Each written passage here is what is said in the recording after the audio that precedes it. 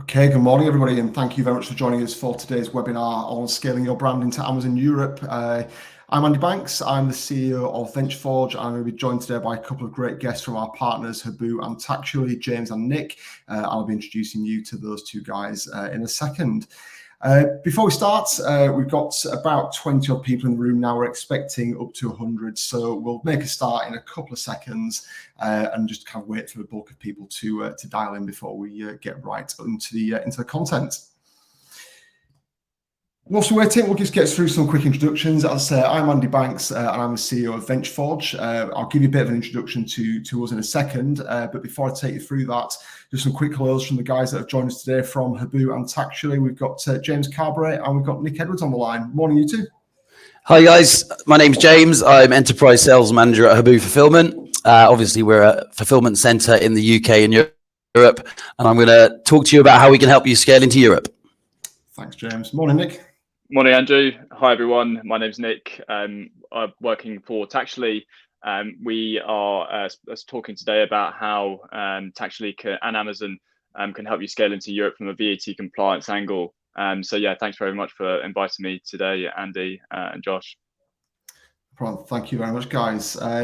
So one thing I'm always keen to get across is today is not a pitch from VentureForge or from Huboo or from Taxually. It's meant to help you within your business understand how to achieve something on Amazon. But I probably would probably not stay in my job very long if I didn't take the opportunities to introduce ourselves and what we do. We're a full-service Amazon agency at VentureForge, and what we do is help brands grow, scale, and develop their business profitably and sustainably on Amazon. We class ourselves as a done-for-you kind of business, so we run Amazon brands for businesses like yours, and we can act and operate as your internal team. We've got a full range of services covering everything from creating your Amazon account all the way through to trading, running, growing, developing that account, and everything in between. If that's something you'd like to find out more about, please do reach out to us afterwards, and we'd love to have a conversation. I'll say this is not a sales pitch, so I won't kill you with sales pattern now. We can do that at a later time if you do want to have a conversation. I suppose really then onto what today's all about. We want to talk today about how you grow, build, scale, and develop a brand into Amazon Europe. Some of that is about strategy, some of that is about taxes, some of that is about delivery. But before we get into the detail of how you do it, I want to start off with talking about why would a brand look at Amazon Europe. First of all, Amazon Europe is Amazon's second biggest market, second only to the USA. And in 2021, there were 51 billion euros of sales delivered for Amazon across Europe. That's a huge amount of revenue from customers buying from Amazon. And when you think about how the Amazon business has been developed, more than half of that is going through other sellers, people other than Amazon, operating on Seller Central or operating on Vendor Central. So that's not 51 billion straight into Amazon's pocket. It's 51 billion going into the pocket of brands like yours across Europe in 2021. But how is that market broken down? If you talk to anybody in the Amazon world, you'll hear phrases like the EU5 or the EU6. When we got into the Amazon ecosystem, it was called EU5, and that was UK, Germany, France, Italy, and Spain. But Europe now consists of 9 countries, and almost every year, to be honest, even more frequently now, new markets have been launched by Amazon into Europe as they start to carve that space up, grow, and try to develop their own business into that space. How big is each of those markets? Well, it really depends. If you were to look at any category on Amazon, let's call it a mass market category, be it computer, mice, keyboards, something that doesn't have a country-specific bias, we'd almost always find that Germany is the biggest market, normally 5–10% bigger than the UK, with France trailing behind in 3rd place, Italy and Spain holding up in 4th place by market share. And then what we've kind of classified as the others there, you've got Sweden, Netherlands, Belgium, Poland, and these newer markets that Amazon are in some instances carving out of other markets. Some of these markets were already served from one of those other initial 5 countries. Some of them they're now trying to kind of expand that European reach into. But across those other markets, we'd say right here, right now, that there's minimal market share, but these are really interesting developing opportunities that are starting to come out into that Amazon space. When you think about why Amazon Europe, there's quite a few reasons why a brand may want to launch into Amazon Europe. First of all, it could be Amazon expansion. A lot of our business is dealing with UK-based brands who typically start in one market first, more often than not the UK. And then their next question is, where do I go next? So selling in Amazon Europe is a clear and obvious route for an existing Amazon brand to move laterally into and grow their sales. It can also be for brands that aren't on Amazon, actually quite a low-risk international expansion, where we speak to quite a few brands who don't want to entertain Amazon UK for various reasons, but they do want to test moving their entire product range or catalog into an international market. And Amazon often gives them a very, very low risk way of doing that. Amazon has an audience, it's got a customer base, it's got people that are buying in their categories already. They can help with the logistical and to some extent the financial requirements of moving into new territories. So for brands that don't want to do Amazon UK, Amazon Europe, be it one market or more than one market, can give them quite a low risk way of testing that business expansion internationally. And for some businesses, and we're having an example of this with a client we spoke to yesterday, it can be a case of testing or learning a market, testing whether Amazon can work for them. We've got a client at the moment who's quite nervous of selling in the UK for risk of upsetting some of their other customers, but they want to test whether Amazon can work for them. So they're looking at perhaps moving into France, Italy, or Spain, where there's less concern of risk around their overall business and their other wholesale and distribution customers. And it gives them an opportunity to go and test something in quite a low risk way. But I think to summarize all of that, I think the main reason why brands look at Amazon Europe is because it gives them an ongoing and expanding growth opportunity for their business. In those mature or maturing kind of 5 core markets of the UK, Germany, France, Italy, and Spain, there's huge latent demand. There's customers today buying product from your competitors in the category that you're already operating in huge volume. And there's a great opportunity for brands to step into those markets, take some market share and grow their sales. But alongside that, Amazon's own strategy is really, really clear. There's increasing customer demand. Across Europe, Amazon will only continue to bolt more and more markets into Amazon Europe. And for brands like yours, that gives you an ever-increasing customer base, particularly with Amazon's newer strategy of what they're calling auto-enrollment. When they go into a new territory, they're automatically taking lots of brands with them. So the ability for a brand to continue to grow sales within Europe is actually becoming really compelling on Amazon. I think now we've talked a bit about why Amazon Europe. I want to talk now about how can a brand approach Amazon strategically. And that's something that's really at the heart of what we do at VentureForge. It can be quite easy to just push products into any Amazon market, but understanding why you're doing something and then how to do something is really quite key to making it work. And that's really where we start with any kind of client opportunity we're looking at for Europe. We always let strategy set the direction. Why we're doing what we're doing and work out why the business is trying to do what it's trying to do or what it's trying to achieve fundamentally before we work out how are we going to go about it. And I'll take you through some of that thought process and some of those steps in the next few slides. First of all, we'd always ask a brand to think about where your products can be sold. And then the keyword here is can. Where are your products compliant? Where are they legal? Where can they actually be sold? There's lots of nuances between different markets. Some things that you can sell in the UK, you can't sell in Germany. Some things you can sell in France, you can't sell in Italy, just because of legal and compliance issues. And some of these things are really nuanced. I think one of the things that came in this year is things like mustard seeds imported from Egypt can no longer be sold in Germany or France, but they can be sold in Italy and Spain. So there's lots of nuances where brands may feel that their product can work in a market, but something to do with its manufacturing, its sourcing, its quality, or just the type of product may mean that it literally cannot be sold in a particular market. Once you've understood where your product can be sold, we always want to look at, well, where could it be sold? So it can legally be sold somewhere, but where is there an opportunity now within those European markets to sell that product? Where is their product market fit and where is their consumer demand? You're probably not a good European example, but you're going to really struggle to sell ice to the Eskimos. So trying to find out where there is natural latent demand for your product, where the consumer wants it, and where there's a really good product market fit is a great starting point. And there's lots of tools and platforms that can help you understand what a consumer is searching for, what they're buying, and where will your product work across each of those 9 Amazon markets.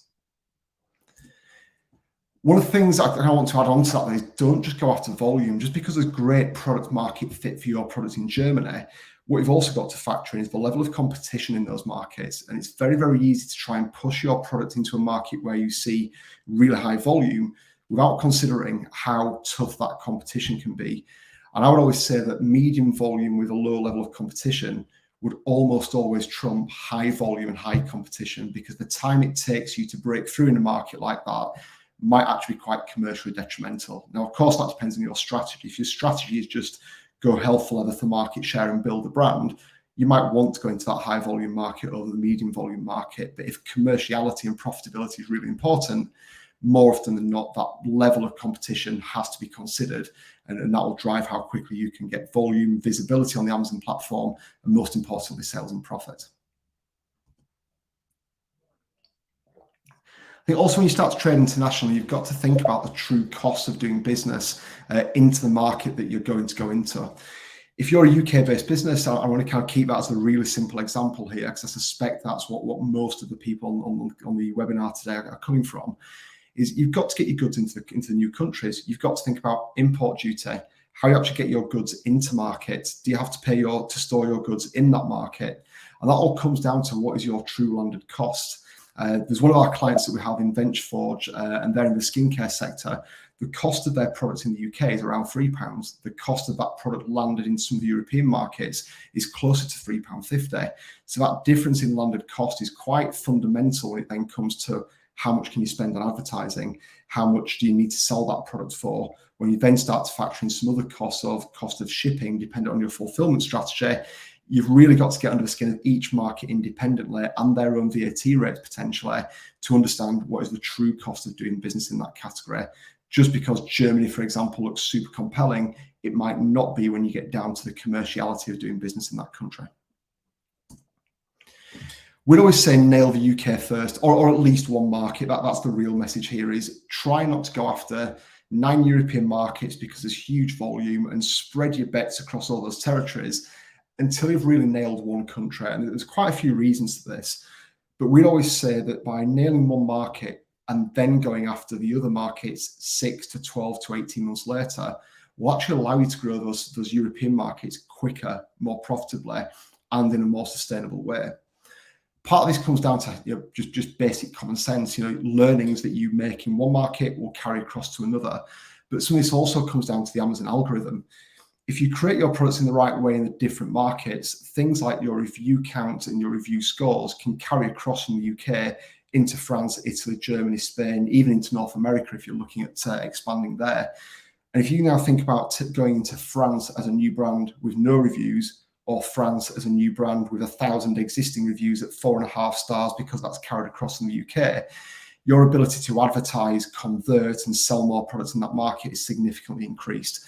You'll succeed quicker. You'll probably need to spend less on advertising in the early days to get that initial momentum and traction, and you'll grow each of those markets in a quicker, lower cost fashion by going at it a little bit later and getting one market absolutely nailed first.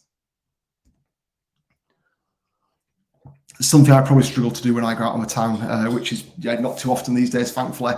But try not to look like a dad on the dance floor. It's very easy when you're looking to expand into Europe to use some of Amazon's automated tools and let Amazon translate your listings, into the new language, or to use things like Google Translate. The problem is, if you're a German reading German content, you know whether that's been written by a German and you know whether it's native. We would always say start out by localizing, not translating your content. And the same principle actually applies when you go into North America. The terminology that each country uses is completely different when you're describing one product from another product. Then when you've got the terminology and the phraseology right, of course, is then the language translation. But to give you one example here, one of our clients is a cycling brand, and it's actually a skincare product. And in the UK, their product is called a chamois cream. And it's a cream that goes on the cyclist's shorts or on their bum to stop chafing when they're riding the bike. In the UK, it's called a chamois cream. In one European country that has some literal translation that relates to mountain goats in some way. I believe in Spain, it's called a bum cream. And I think in France, it's called a saddle cream. So if we'd have taken that product quite literally and translated it, in each of those different markets, we weren't selling what the client actually sold, or more importantly, what the consumer actually buys in those markets. So putting the time and attention into one, localizing and genuinely understanding the local market, before you then translate it into the local language, and using local native translators is really important to make sure your brand feels correct and relevant to the consumer in the German, France, Italian, Spanish markets that you're now trying to sell into. I think, James, I'm not going to steal your thunder here, but I think defining the right fulfillment strategy for Amazon in Europe is really, really important. In a pre-Brexit world, which was kind of, let's not get into politics of it, but from an Amazon point of view, you had this wonderful system called Pan-European FBA. You put your products into Amazon UK, they moved that all around Europe. There were no tax or customs borders, and it just worked like magic from a fulfillment point of view. I probably won't burn the time talking about what happened during Brexit, but now with free Brexit, you've still got the choice of multiple different Amazon fulfillment models. You've got your FBA in the UK. You can put goods into one European country and use Pan-European FBA from there. You can use what we call direct injection and put stock into each European country independently and run an FBA model, or you can run the European fulfillment network from the UK into Europe. I'm not going to go into the detail behind each of those strategies here today, but as you can hear from that, there's a plethora of choice there, and that's just an Amazon fulfilled. Even if you're using those models and you fully understand the implications, you've got to think about how you get stock back into those Amazon fulfillment models within Europe once Amazon stock runs down. You've then got merchant fulfilled. If you're a mid-scale, scale-up startup brand, perhaps running your own warehousing in the UK or working with a UK-based 3PL, how are you going to replicate that across Europe if you're going to do your own fulfillment? If you're a large-scale brand, have you actually got the agility in Europe to do your own merchant fulfillment if the UK is your more mature market? So there's a lot of consideration here about how do you fulfill, which strategy is right for you, which is viable, which will strategically work for Amazon, and also how you're going to make it work across what could now be 9 potential different territories. And if you think the kind of logistics side of that is complex, again, I don't even try and steal your thunder on this, Nick, because I think when it gets to tax, it even kind of blows my mind today how complex, how perceived, perceptionally complex it can be to sell across those borders in Europe. But the one thing we would say strategically is you have to look at simplifying the handling of tax when you're selling across borders into many different countries. And although we're talking today about Amazon, it's quite likely that you're doing that across many different platforms, be it your own e-commerce website, perhaps some B2B business in the mix, perhaps with Shopify, BigCommerce, whatever your D2C platform may be. So when you start to expand into these territories, I think the biggest barriers we hear from clients are the logistics and also the tax side of things. So our driver here, and hence why we've got a great partnership with Nick over at Taxually, is you have to simplify that and find a way of doing that at scale with a partner that can make it work, or having a dedicated internal team to perhaps make that happen. I think the final point for me on this before I kind of come on to summarize is something that I think often gets overlooked in Amazon. I think when people talk about running their own website internationally, payments comes into the mix. But when you talk about selling on Amazon, payments perhaps doesn't come into the mix because Amazon takes the money from the consumer, and Amazon offers a very, very friendly service for moving that money from euros back into your sterling bank account. And I'm making a really simple assumption here that you're a UK business without European bank accounts. But whilst Amazon makes that very, very easy, it's not the most cost-effective way of doing it. And you're actually paying a premium for moving money from euros back into your home currency. So we'd also recommend here looking at a solution for moving that money out of your European Amazon accounts back into your sterling bank accounts in the most cost-effective way possible. And there are partners that we work with here that can also make that happen and simplify that process for you as well. I think before I kind of move on and hand over to James to talk about more of the logistics side of things, I think for me this slide really kind of summarizes hopefully what you've taken from the last few slides is Amazon Europe is a huge opportunity for brands. The sales volume going through Amazon and the ability for brands to expand into each of those 9 European markets is phenomenal. But if it's handled strategically and if it's handled with focus, doing it in the right way, understanding what you're trying to achieve first, and then working out why you want to do that and how you're going to make it happen, it is kind of the next step. I think without this being genuinely, without this being a sales pitch from VentureForge, I also believe that you need the right partners in place to make this happen. There's a huge amount of volume out there. There are some challenges and hurdles in the way, but I think by having the right partners in place, that volume and value to your business in growing those markets can be both achievable and highly rewarding. I think one thing I forgot to say at the beginning, and thankfully we've got a few coming through, is if you have any questions as we go in, please do keep those coming. We're going to get to Q&As at the end, and we'll pick off all the questions as we get to the end there. So thank you very much for kind of listening to what I've got to say, and thank you for the questions that have come through so far. I think next section for me is really to hand over to you, James. I'll kill my presentation here and over to James Carberry at Huboo. Awesome. Thanks for joining, guys. I'm just going to share my screen. Let me know if you can see it. One moment.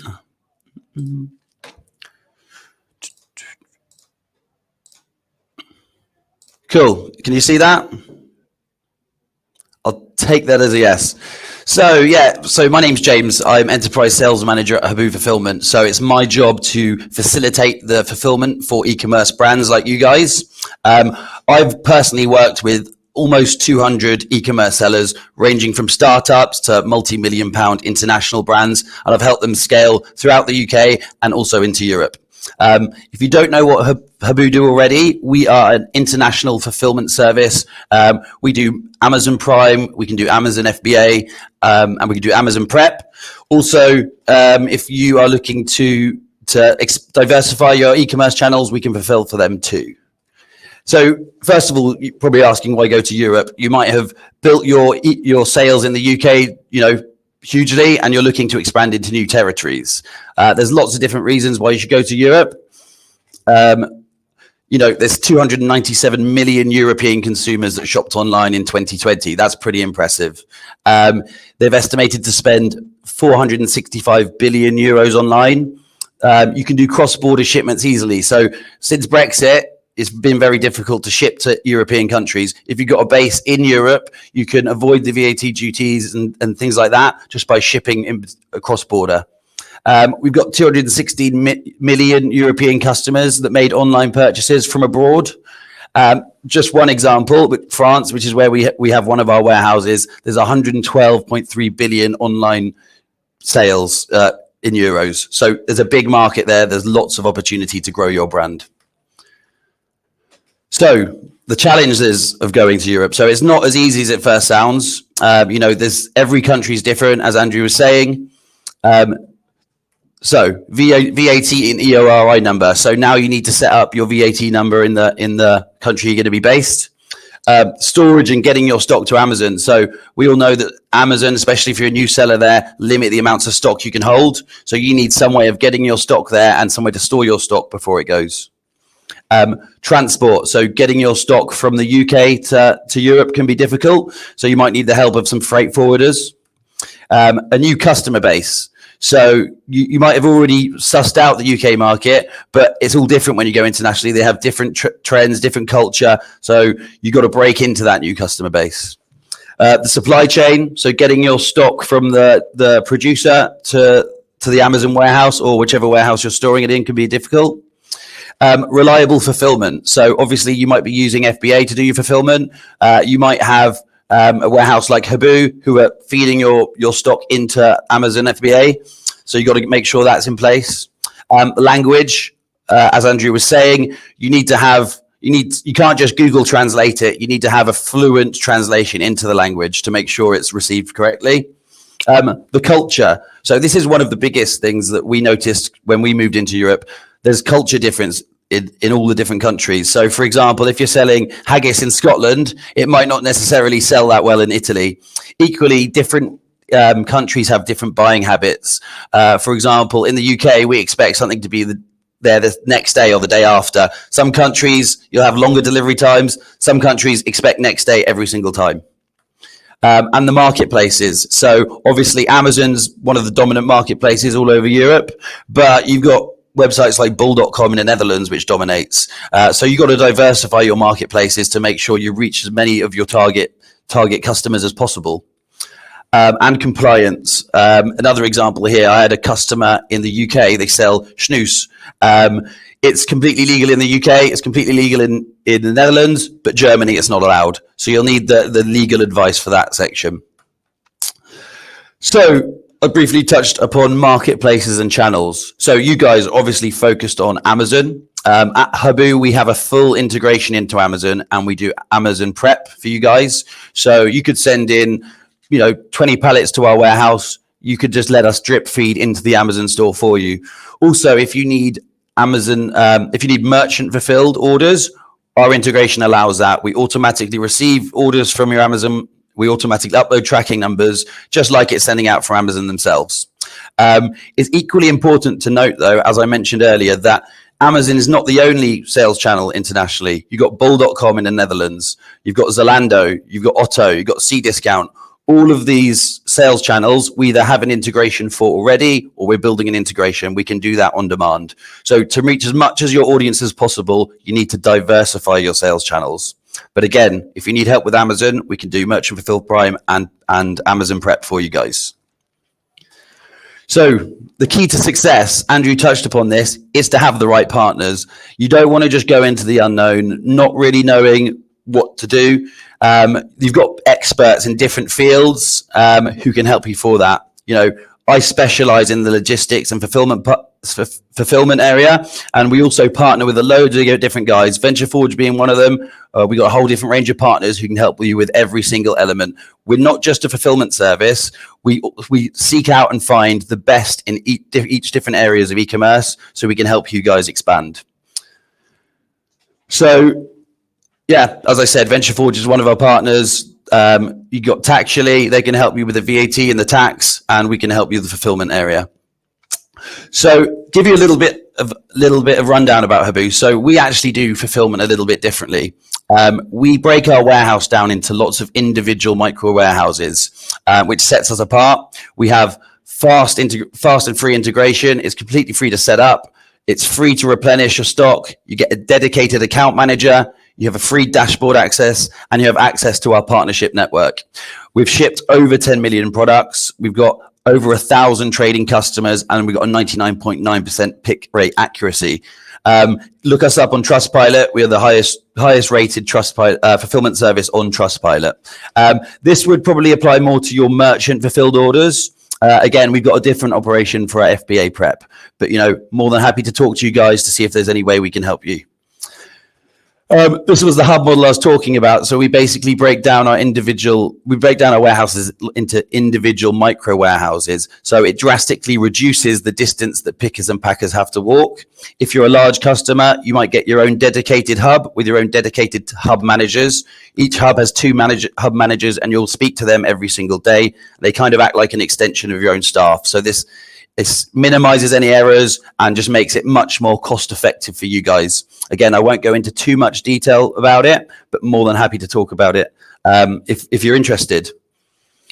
So this is probably what interests you guys the most. We are expanding across Europe very rapidly. So we've got 6 now fulfillment centers in the UK. In Europe, we've got one in Madrid, one in Eindhoven, one in Leipzig in Germany, and we've just signed off the one in France. So in total, we've got 685,000 square foot of warehousing that you could utilize, whether it be through Amazon, whether it be through Merchant Fulfilled Prime, whether it be Amazon Prep, or if you're selling on any other sales channels, we can fulfill all of those orders for you, no problem. Thank you very much, guys. If you do have any questions, just chuck them in the chat and I will pass it over. Thanks very much, James. And yeah, I'm just going to share my screen. Hopefully this is going to work first time. Sometimes it doesn't, but hopefully you should be able to see this in a moment. Okay, perfect. So yeah, just going to start off with a little bit of background about Taxually, so you've got a picture of who we are as a business. I won't go into all of these points in too much detail, but just to give you a little bit of a flavor about the company. So founded in 2018. Most importantly, I suppose we are an Amazon Visa program partner, which means that we're a recommended provider for VAT compliance services. And if you went on Amazon, look to the sort of, I suppose, VAT compliance support portal, you'll see our name there. And we've been working with them for a number of years and a number of their sellers as well. Couple of other bits and bobs about the company there in terms of sort of the IT development team being in-house. We cover all of Europe as well as some other countries outside or jurisdictions outside of Europe as well. Investment-backed business too. And then just sort of want to touch on some of our founders. I suppose when it comes to VAT compliance, it's important to know that with the complexity surrounding the topic, you're in safe hands. So our three founders are Mike, Fergal, and Stefan, all leading figures in KPMG's compliance center based out of Budapest until beginning the sort of journey of Taxually. So just a bit of background on the business there. I myself have been with the company since November last year, so approaching my 1 year anniversary. And my role at the moment is senior sales manager, so looking after new business, enterprise e-commerce, and also partnerships as well, to an extent, alongside some of my colleagues. So why is VAT compliance important to consider when scaling into Europe, and also why scale? There's going to be a bit of a theme here, and I know that this slide might look fairly self-explanatory, talking a little bit about, why scale, access to wider consumer audience, higher sales volume results in increased revenue. That's the ideal sort of path, right? But as I mentioned, there is a theme that I want to sort of, want you to think about throughout this this presentation, which is that the more you scale, the more complexities you face in terms of expanding, especially into Europe. And also, I think, one thing that I want us to remember as I go along is that Amazon is very supportive when scaling into Europe in terms of its functionality. And you'll see that if you went on Amazon's website and went to VAT compliance services or sort of, help, for example, you'll notice that they do offer a fair amount of support. So that's kind of the theme that I want to sort of run throughout this. This is something that we're seeing from our perspective at Taxually in terms of a growth cycle trend, and this may apply to some businesses and not to others, so because not every sort of merchant follows the same path. But what I want to sort of, touch on here is that VAT compliance becomes more complex at different stages in this growth cycle, and it's important to consider what you need to start thinking about that perhaps you may not needed to have thought about in a sort of previous stage of the growth cycle. So you're selling on Amazon already, and taking advantage of the Amazon's VAT compliance support. One of the sort of, the first stages is product expansion. So demand, of course, results in product growth, volume, or portfolio diversification. You have to start sort of dealing with more macro level data in terms of the transactions that are being conducted. And like I say, Amazon is really, really good at producing something called an ABTR, your Amazon transaction report. That's something that, of course, it can be customized, but generally speaking, it's quite tidy. That can be extrapolated into various solutions like Taxually, for example, making that process quite easy. That's the first stage. We then get to geographical expansion, and this, of course, includes expanding into Europe. So, of course, you are faced with a number of different rules and complexities, different filing obligations as well, which some of the audience may have experienced as well. It's also important to remember that Amazon support is only really available for VAT compliance purposes in the UK, Germany, France, Italy, Spain, Poland, and the Czech Republic. And of course, if there are other countries outside of that sphere, then you're going to have to sort of start to think a little bit more outside the box in terms of how to combat those filing obligations, the different complexities and different rules. I mean, to give you an example, in Poland, for example, at the moment, they're at a stage where when registering your business for VAT, they require wet signatures on certain documents that have to be submitted manually as opposed to digitally. So, those are the sorts of complexities that we're talking about. Not every country is exactly the same when it comes to VAT compliance. Another point which James mentioned as well is marketplaces. So not every Amazon merchant is going to stay on the Amazon marketplace as a sales channel. And what we've seen actually is that when moving into different countries where you've got other marketplaces like eBay, Shopify, and even Kaufland, which I believe is in Germany, in order to expand that audience even greater, and also in order to expand that audience even more, you have to consider the fact that the marketplaces are operating differently from a VAT compliance perspective than Amazon and the support that Amazon gives. So that can be as simple as the fact that Amazon's producing this ABTR, this report. Shopify has customizable features in their sort of, their version of the Seller Central. And that produces different column headings in the report that need to be checked and adjusted. And then also you have this, this difficulty of when getting to the point where you're producing a return or generating a return, how do you collate those different reports, and how do you make that data readable between an Amazon report, a Shopify report, a Kaufland report, for example? So there's another sort of, I suppose, key stage of growth where we find that complexity starts to become a bit of an issue. And then we have, I wanted to include this because we work with a couple of Amazon aggregators, and I think one thing that, we were talking about successful expansion into Amazon in an ideal world. So what are your exit options as well? And I bring this sort of, I suppose, this market, the Amazon aggregator market, in because effectively they are dealing with huge numbers of Amazon entities. And if you want to become, I suppose, even more attractive to the likes of Thrasio, SellerX, Razor Group, these Amazon aggregators, it's important to have a solution in place which helps automate your VAT compliance. They don't want to inherit a mess, basically. And so just to give you a sort of, I suppose, a use case, we work with an Amazon aggregator who, before speaking with us about VAT compliance, had, I think, 156 registrations between about 96 entities that they'd acquired in just 2 years. Their VAT compliance process was a complete shambles. I think that they'd even be happy with me saying that.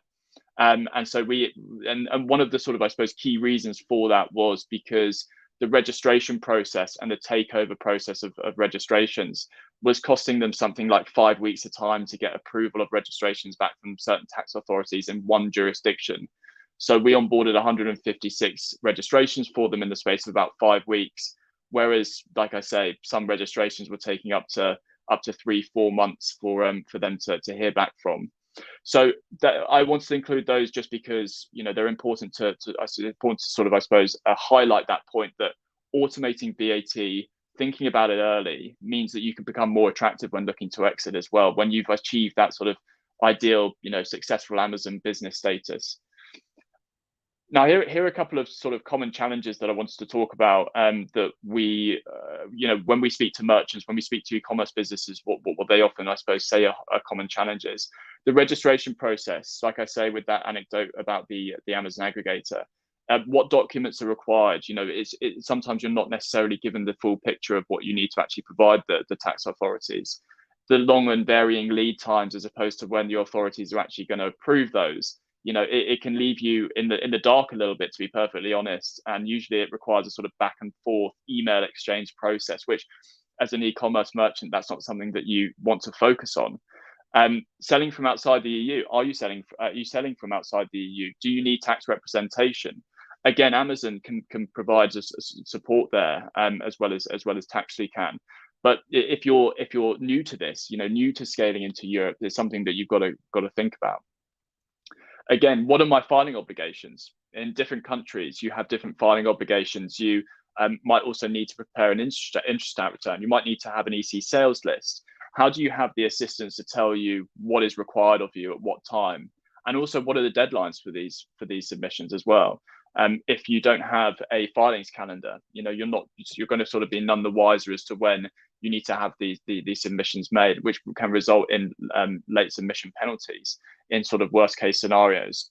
And then just sort of talking about the marketplace expansion as well as geographical expansion, we talked about eBay, Kaufland, those marketplaces whereby they're not the same as Amazon in terms of the data you're getting out of the Seller Central or the equivalent of the Seller Central.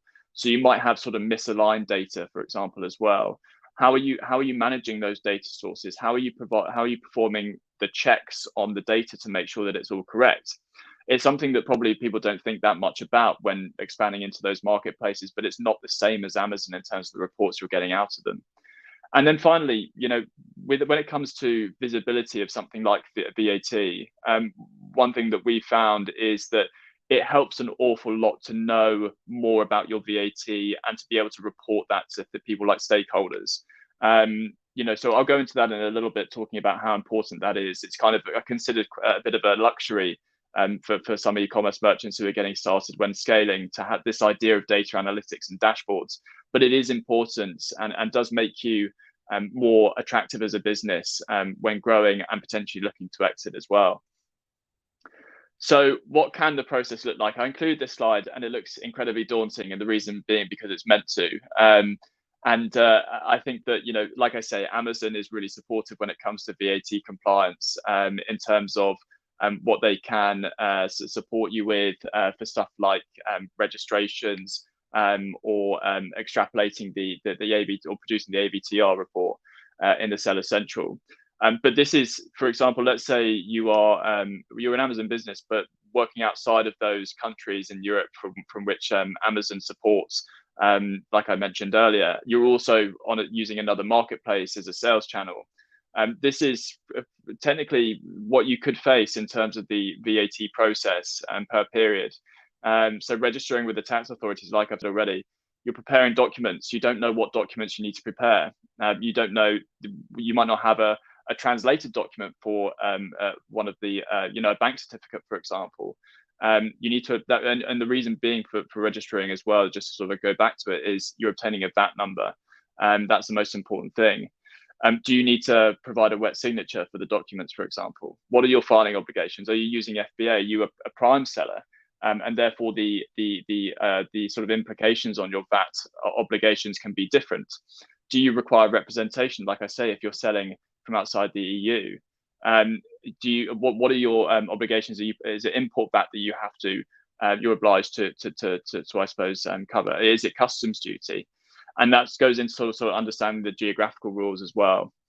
The second part of this process, like I say, is if you're a marketplace outside of Amazon, or you're using a sales channel outside of Amazon, the determination on certain products might not be where Amazon to the level that Amazon provides you with, and therefore you have to go through this process of checking for accuracy. You have to adjust data based on whether or not it's misaligned or incorrect, and then you get your final report. That's not something that that an e-commerce merchant should be thinking about on their sort of daily day-to-day basis in terms of the operations that they should be thinking more about. So those are sort of the things that you could be faced with, but Amazon do provide support, and Taxually as well. Our journey has involved us working with Amazon to help, I suppose, alleviate some of these issues. And then at the bottom, you have the sort of, I suppose, the filing process, which can be a box filling exercise. And do you have an audit trail of your submissions? Any adjustments that you've made in the sort of previous line above there? Is it digital or manual submission? And I sort of go back to this icon of this person throwing his hands up in the air with documents flying around him, because I think that's what it can feel like if you're faced with this process.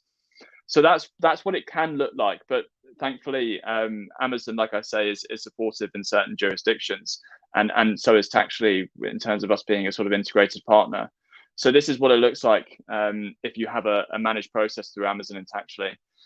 It's quite simply signing up. Your registrations are managed in the various countries in terms of the documents that you're asked to produce. The translations even as well is something that Taxually will do for you. The submission of the documents is done on a managed basis as well. You receive your VAT number, and then the return generation is done very much in the background. And we use AI as well in order to have the return generated with all the checks performed already, and any adjustments made that need to be made on top of those checks will be done as well. Also, an integration with the tax authority portal in whichever jurisdiction it is that you're scaling into is integral. So that's something that Taxually is able to do, or manage the submissions for you if they do need to be declared manually. And then obviously you have a full traceable audit trail as well. And I think that, like I say, Taxually has worked with Amazon in terms of helping e-commerce businesses, because it makes up a large number of Taxually's client base as well. And one of the things that we want to do is basically make it a one-click process for businesses looking to not only scale, but just use Amazon services, use it as a marketplace. And I think, just to sort of elaborate on this point, it's important to show you exactly what that looks like, because it's one thing to talk about it, how we've managed to make this process more efficient, but to show you exactly how it looks is also a sort of an important point. So here you can see that, for example, in the Taxually interface, and this is, like I say, a sort of joint sort of project with Amazon, is making sure that this is all easily accessible and easy to use. You can upload documents that are provided to you, or upload documents after being told exactly what is required from you. this also cuts down the lead time massively if it's done in an integrated digital way. So your passport ID, your bank certificate, your business license, these documents can actually be uploaded by taking a picture from your phone, for example. So that's something that massively cuts out the lead times in terms of the tax authorities getting back to you about whether or not you're registered with your VAT number. So that's just, I suppose, the registration process. Then the filings calendar. When I spoke about having to think about when you have to make a submission, what your deadlines are, the different requirements. You can see that you've got an EC sales list required in Germany for the period of August 2022. You might have an Instat return required as well. All of these documents are tracked by our acknowledgement team at Taxually, and you'll be told basically this is updated per jurisdiction in terms of what's required and when. And obviously you can see that you've got different stages of it. Your data's been uploaded, it's been approved, it's been submitted. So a full sort of, I suppose, really visible, traceable sort of, I suppose, filings calendar there. And then also I mentioned earlier a little bit about data analytics and how important that is. And like I say, it might seem like a luxury considering all the hoops and hurdles that you've got to jump through in order to get to the position where you've generated a return and you're able to submit that.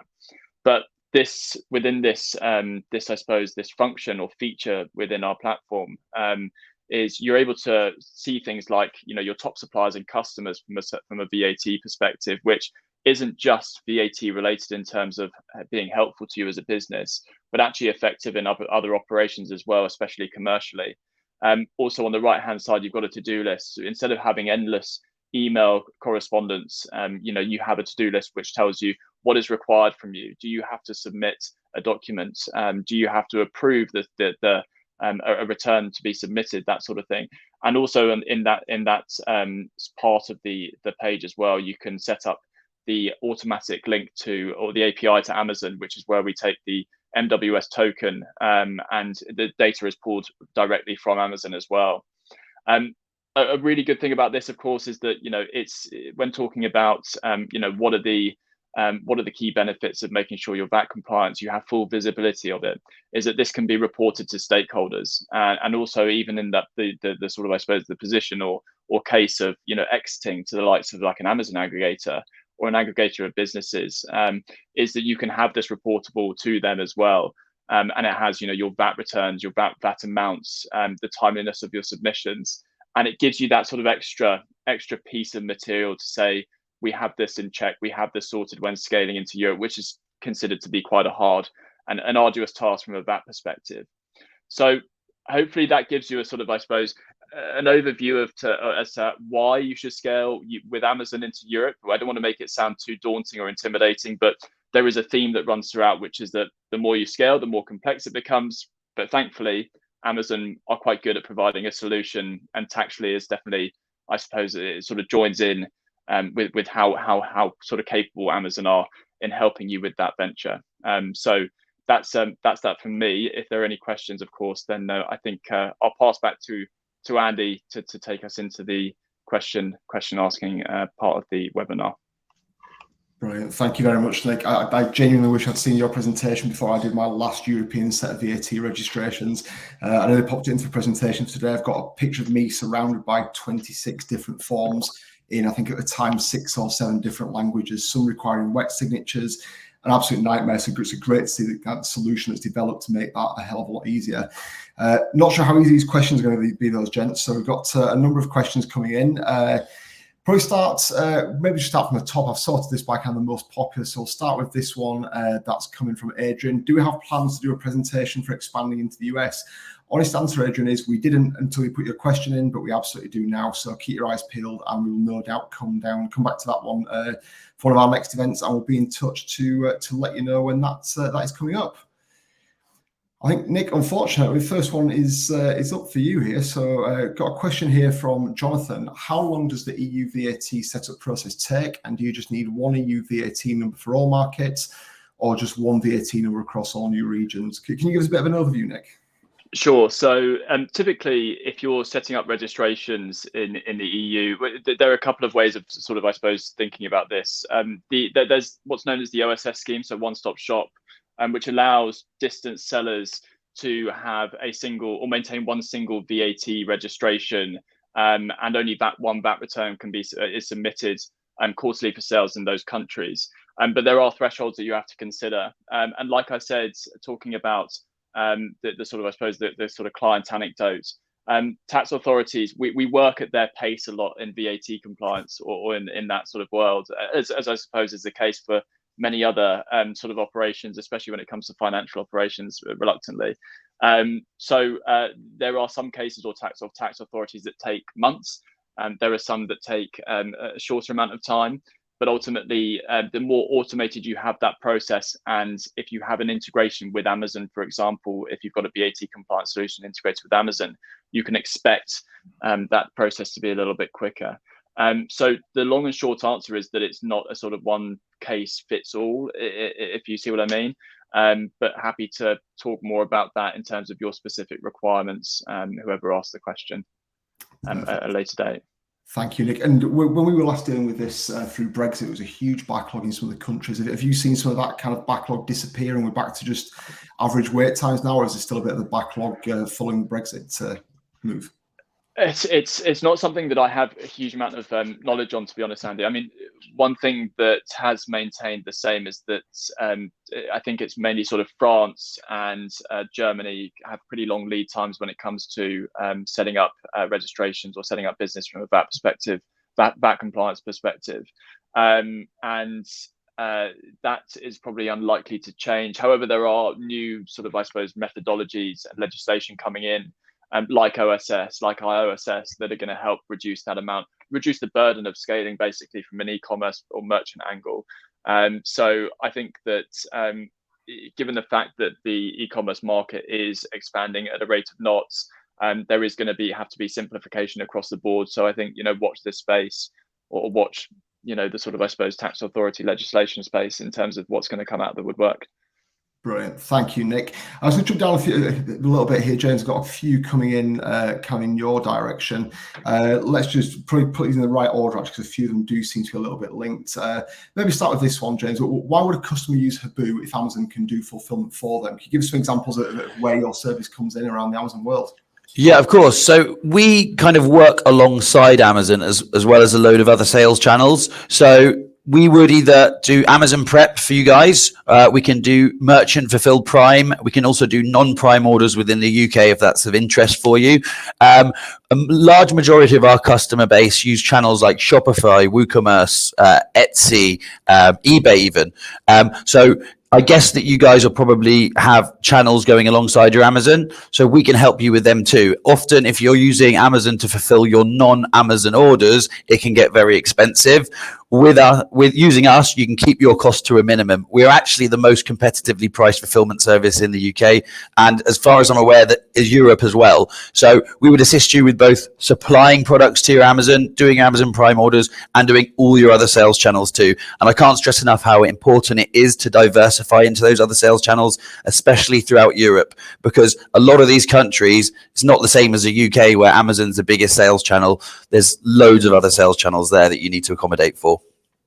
Thanks, James. Yeah, it's a good point. One of our clients who actually use Huboo as the backup for Amazon. So just purely in the UK, to give another example, the business is 99% operated Amazon FBA, but they also keep a backup of stock in Huboo, which runs their Shopify business and some of their other channels. But should Amazon ever run out of stock, yes, we lose a Prime badge on that client, but we still have fulfilled by merchant stock coming out of Huboo. So there's quite a few reasons why you would use Huboo in UK or within Europe.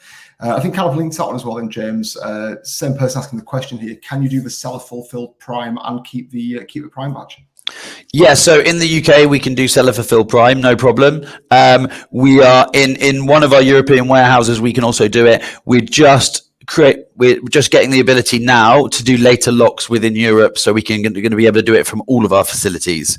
And as we expand throughout Europe, our aim is to be the most vast network of fulfillment centers in Europe. We're going to endeavor to do that with all of our fulfillment centers. So in a short answer, yes. Sounds like you've got a lot going on, James.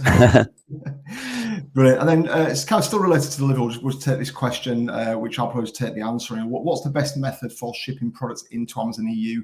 Is it best to use the European Fulfillment Network, or EFN, as people might know it, or Pan-European FBA for fulfilling stock in EU? The honest answer to that is that there is no right or wrong answer. This can be driven by many factors in your business. For some clients, just testing into Europe, they may want to use something like the European Fulfillment Network and let Amazon move that stock around from the UK. For other clients, let's say you have a business that already has a solid German business that wants to test Amazon, you may just use stock in Amazon Prime or Amazon FBA in Germany. Equally, there'll be many, many reasons why you might want to use Germany as a base for your stock going in, but then use pan-European fulfillment across mainland Europe, whilst keeping the UK separate on its own FBA fulfillment strategy. So the honest answer to that is there is no right or wrong answer. For us at VentureForge, this comes down to a client-by-client case. What are they trying to achieve? What are they operationally capable of already? What are their desires? Where do they want to get to? So yeah, no black and white answer on that one, I'm afraid, but it does come down to each business's requirements and what they've got going on at that point in time. Let's have a look at what we've got left here to take on. Question here, James, for you. With Huboo, who absorbs the cost of financial deductions or chargebacks? Now, I suspect this is probably coming from when Amazon has sold or when something's been sold through Amazon and the consumer's returned something or refunded it. If you're in the Amazon FBA world, you may get some refunding there going on. But in your world, James, you're a 3PL in this space, really, aren't you? So yeah, exactly. So I know that, if people ask for refunds and it's being fulfilled from Amazon, Amazon might give them the money straight back. That wouldn't be Huboo responsible for that. That would be down to the seller. Yeah. I think, apologies, if we've interpreted that question wrong, I think that's coming from Gus. Gus, if we've interpreted that wrong, please just fire that question again and we'll come back to that. There's a few here all kind of related. We've got a question again from Gus. What is the best way of understanding which by market are lower competition categories? We've got some similar questions coming down about how do you start to understand which country to go into. One of the tools we use at VentureForge here, it's quite well known in the Amazon community, is Helium 10. And there's similar tools like Keeper, which will give you some of the kind of competition metrics. But we'd always start out by looking at the available demand for products from consumers, and Helium 10 will allow you to look at, I want to be careful here, almost every product on Amazon. Some products are protected and you can't get the data, and understand a few things. How much of it is being sold? Now, that's an approximation. It's normally kind of 10 plus or minus 10% accurate, but how much of that product is being sold across how many different listings? On each of those listings, how many different sellers, if that's a branded product, for example, it's being sold by many people. So we'd always start out with that data from the tools. Helium 10 or Keeper will give you that insight. Will give you a really good idea of how many people are buying the product, but also a good indication of how many people are selling the product and how many people you're up against. I wouldn't say there's then a hard cut formula of how to calculate how competitive it is, but you've got two numbers to play with there. You've got volume and demand from consumers. You've got the number of sellers that you're up against. You can start to work out some ratios there and get a good finger in the air for how competitive each particular country or category may be for your business. Just mark off a couple more of these. I think there's an interesting one here from Jersey with what about branded packaging if you use FBM? This is something we actually get asked quite a lot. I'm really considerate of my brand. If I sell on Amazon FBA, it's got to get put in an Amazon box and it's got to get shipped out. I'll be lacking the experience. I think perhaps one for you, James, with Huboo. If that's on FBM, does it still have to go out in Amazon packaging? Do you use your own packaging? Yeah, so we can use whatever packaging you guys want us to use. We provide our own boxes. If you need us to provide our boxes, we have Jiffy envelopes. We can't send out an Amazon branded boxing, but if you have any of your custom packaging that you want us to send it out, we can do that, no problem. You can provide it to us, or we can use our partners to get it for you. So we're very, very flexible about what packaging you can use. Fantastic. Thanks, James. I think looking down the list of questions, we've got pretty much to everything. We've got a couple more here about the international side of things. I think this will probably fall more to me to answer. Question from Jake: Is it necessary to translate packaging for EU countries to serve in native languages? I think where I'll probably start with this is probably two or three answers to it. No, it's not necessary to translate packaging as in the product name. There's no legal requirements around the naming side of things. But what we have got to look at is things like the European legislation around packaging requirements. So things things like electrical safety, toys, on skincare, certain requirements, sell-by dates, instructions, etc. So there's a whole plethora of European legislation requirements around the more functional sides of product packaging, less so the branding side of those products packaging. So when I talked earlier on about the compliance side of things, can you actually sell your products in your market? There's probably a whole different topic there around how does your product and its packaging become compliant to go into those markets. Your product may be compliant, but the packaging certainly needs to be compliant for those markets as well. So there's a whole different topic there around what needs to be done. But the short answer is maybe not translating, but yes, your packaging will need special consideration and perhaps translating in most cases to go into those European markets. I think just conscious of time, I'm assuming most people probably popped this in their diary for an hour. I can see a couple of people starting to drop out towards the end of this hour. So I think it's really come now to wrap up. First of all, thank everybody who's dialed in today and attended this for attending. Really appreciate your time and taking the hour out of your diaries to join us today and hear what we've got to say. Secondly, Nick and James, to you guys, thank you very much for your time in not just attending today, but prepping and joining us on the call that we've had prior to this. It's really appreciated. And it probably would be completely amiss of me to not say at the end of this, if anyone wants to hear any more from VentureForge, from myself, please do reach out. We'll follow up with my details after this. Same from James at Huboo. We'll share James's details if anyone wants to find out about how Huboo can help their business with logistics and fulfillment in the UK or Europe. And equally from Nick, I'm sure lots of people have got a lot of questions for Nick on tax, knowing how taxing it's been in our business to get some clients through that process. We'll share Nick's details. So final thing for me, huge thank you to everybody who's been involved. I look forward to speaking to you all again soon. Thank you. Thanks, guys. Thanks, everybody.